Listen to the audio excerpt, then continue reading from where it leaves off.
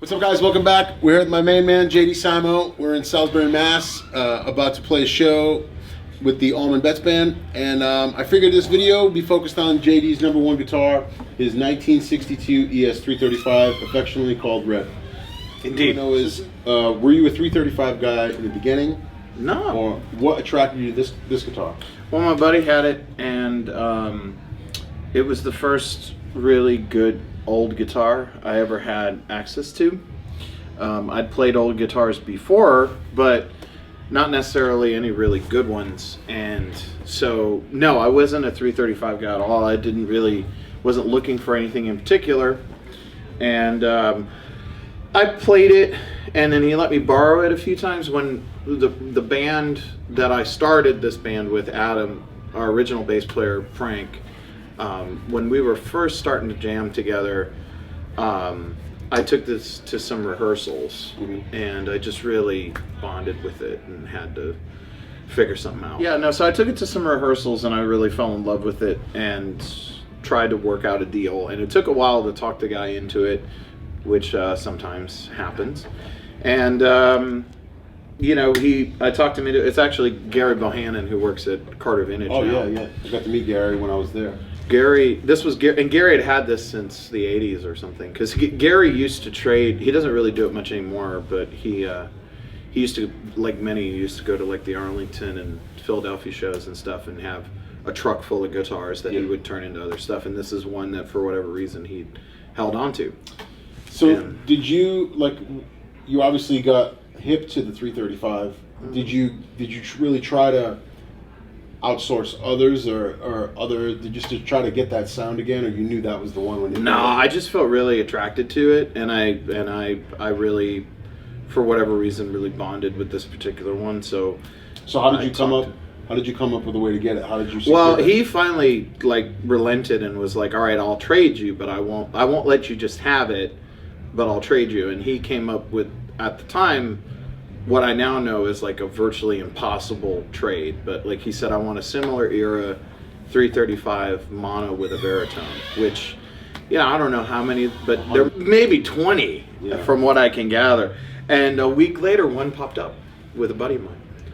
A week later, So you had to buy that one. Was it price crazy money? No, I mean it was more than I'd ever spent on an instrument or anything. Like it was worth more than my car, So, but I just sold everything I had. That was when I was doing sessions every day, and so I had tons of stuff because when you start doing sessions and stuff, it's the normal thing to feel like you need to roll up with like 40,000 individual pieces of equipment when really you just need a handful that are awesome and you know how to use.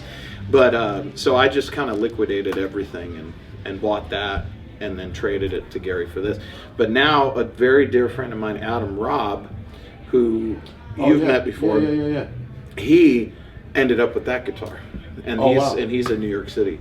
So I've actually seen that guitar, and at some point I'll probably want to buy that from him to have both of them. The complete circle there. Because it's a great guitar, but it just this was the one that I fell in love with. Did you really do anything to it as far as mods or anything you really wanted to do with it? Not initially, no. Because before I got it, it had a Bigsby, obviously, and a custom-made plaque. And before I acquired it, I for a while was like, Gary, I wonder what it would sound like without the Bigsby on there, because you never know. They can sound better, they can sound the same, they can sound worse. It just depends on the neck angle, mostly. And so he one night took it off, and I think this is an old bridge he had or something, and then this is a pigtail bridge he had, and he sent me a photo in the middle of the night one night, and it was like, and it in this case it was way better without the Bigsby. And so he had already done that. So no, initially I just played it, and the first nick I ever put on it is this little one on the headstock, and obviously followed by many more. And any mods? I mean, because it's your stage guitar in every night. You know what I mean? Is there anything you do to it now to make it roadworthy or to keep it going? Like it's essentially all original pickups. Essentially, fretted. You put frets in it. It's been fretted. Joe Glazer's refretted it a couple of times. I think twice now. Okay. Or 1.5, I think, maybe. I think he did it once. I burned through the original ones, and then I think he's done a partial, and it'll probably need another full refret probably sometime this year. Yep. I go through nuts fairly often, probably 2 a year, and so like after this tour, probably I'll raise this because it's getting a little low. You can hear it on the D string. Yeah. And saddles, I go through saddles all the time. Okay. So again, probably twice a year, like the nut. So you just swap. You won't get a whole tailpiece. You just swap a saddle in. Yeah, no. Well, I'll replace all of them. Yeah. Okay. So that they're perfect. All right. Because I'm really anal about them not being in a groove. Okay. I like them just sitting on top. Okay. You know. Because it sounds so much better and it rings a lot better. So yeah, those. And then eventually what had happened was I talked Joe, well, I hadn't talked him into it, but I'd wanted Joe Glazer to put a switch so that this could go out of phase in the middle. But Joe is a little hesitant about modifying old guitars. But once it became clear that like this was my instrument that I was playing all the time, he finally did. And I don't remember when he did it, but it's been some time ago now where he put a push-pull where he took apart the PAF here and put another terminal in it and made it so I can knock it out of phase, which I use all the time. So that, I guess, is a mod. And then I was in Europe one time and I lost the screw. So I took the pickguard off. Yeah. People ask me all the time, why'd you take the pickguard off? And it's like, well, I simply lost the screw and took it off, and that's what happened. And I tried to put it back on. Actually, Glazer put it back on because it's in the case. And one time when because I bring it to Glazer pretty much every time I get home from a long tour because there's always something going on. And yeah, one time a year or two ago, he put it back on, and I realized that I'd gotten so used to resting, as you can, you know, I've got this big mark here where I'm wearing a hole through it. I actually don't like it on there now, so I took it back on. So, but yeah, other than that, you know, just a bunch of wear from playing it. What do you think about the, you know, you hear about this, but the correlation between, like, I have a number one that I play, and I know, you know, I know when I'm having a good day and I know when I'm having a bad day, just based on sheer interaction with me and the guitar. What can you say about something like that, where somebody finds their just an extension of their personality in an instrument? Do you think there's a lot to be said about that? Because don't get me wrong, new instruments are great, other instruments are great, and it's great to have other instruments. But there's one that you just, I know for me, when I put it in my hand, it's home. I'm comfortable. Yeah, I mean, really, I mean, I think it's just about if there's an instrument that you don't find yourself thinking about anything. Because when you're thinking, you're stinking, you know, as they say. And yeah, I mean, I'm just really, when I'm playing this, I'm not thinking about it. I'm not thinking about anything. So I think that's my correlation, at least, and it can be anything. I mean, there's been times like, you know, last year around this time we played a venue that I won't mention, and the headstock finally got cracked on this, and so Glazer repaired it wonderfully, and actually it sounds better than it did before, which is something that Joe told me is very common, but because of the sensitive nature of that kind of repair, you know, he's stopped telling people, because, like, you know, he's like, I realize the last thing you want to hear when you're like worried about your favorite instrument is, oh, don't worry, it'll be better. It's like, don't talk to me. Just, you know, you know, so but it actually does sound better than it did before. But I'm saying that to say that, you know, I had to go without this for a while, and I was fine. You know, I mean, it's not, I definitely missed it, but you know, anything can do the job, really. It's just about your own level of comfort. And so whatever that ends up being, if it's old, if it's new, you know.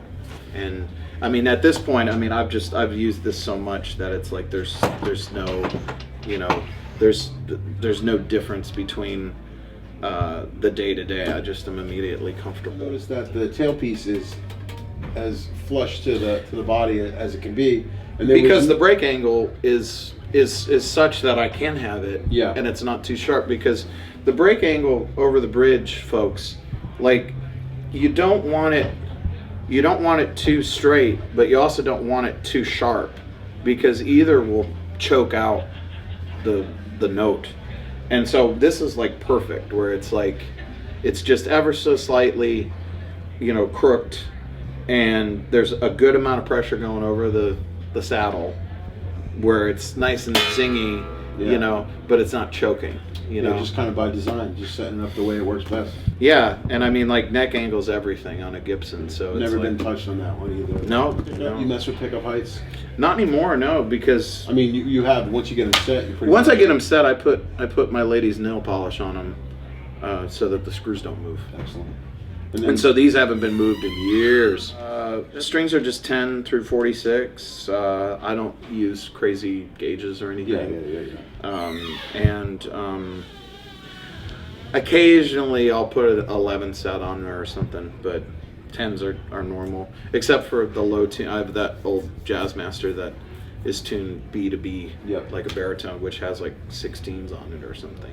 So this thing it's just been a utilitarian tool for you for all these years, and it's still going strong. It's just great to see guys playing old guitars. Yeah, man, it's a groovy thing, and I like sharing it with folks, and it's entertaining to me to see it continue to get beat up, and at this point, it's kind of one of those things where it's like you either think it's awesome, or you're completely disgusted by it. You know, it's one or the other. You know, because there's collector people that are like, what the hell? You can't really relic that. No, you can't. You know, and I mean, it's disgusting. I mean, like, you know, I did allow, because this gets pretty bad, like in the summer. Yeah. The pig dust. Yeah, and like parts of me, you know, like. Finally Glacier cleaned because it was just disgusting. It was just, if you ever wanted to clone me, it wouldn't take much, you know? So, but if you wanted to clone me, I mean, it's like you and I are kind of, we're kind of heavy set with a beard. That's all you need. That's all you need, man. That's all you need. So, indeed. I thank you so much for sending me, having me come down and hang out for the day, and thank you for this video. It's my pleasure. And if there's anything else you want to share with anybody, just feel free to just dig on my boy, man. This is, I sit and watch it. Oh, look at him, he's getting all I owe you money. No. I love watching the videos, man. Thank you. I'm a fan of the channel myself, and have been since day one.